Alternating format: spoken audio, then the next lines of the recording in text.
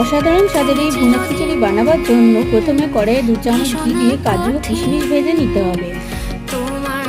এবার 1 কাপ গোবিন্দভোগ চাল ধুয়ে জল ঝরিয়ে নিয়ে হাফ কাপ মুগ ডাল কড়াইয়ে ভেজে ধুয়ে নিয়ে জল ঝরিয়ে রাখতে হবে। বেঁচে যাওয়া ঘিয়ের মধ্যে আরও 1 চামচ ঘি অ্যাড করে গোটা গরম মশলা, তেজপাতা, শুকনো লঙ্কা, কুচানো আদা ফোড়ন দিয়ে জল ঝরিয়ে রাখা ডাল ও চাল দিয়ে ভাজতে হবে। তাতে সামান্য হলুদ অ্যাড করে মিক্স করে নিতে হবে। 3 কাপ জল মানে ডাল ও চালের যা পরিমাণ তার দ্বিগুণ জল অ্যাড করতে হবে।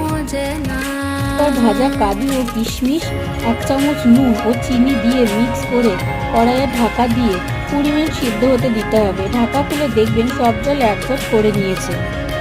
কন্টিনিউয়াসলি নাড়তে থাকবেন, মশলা শুকিয়ে ঝরঝরে হয়ে উঠলেই ভুনা খিচুড়ি রেডি।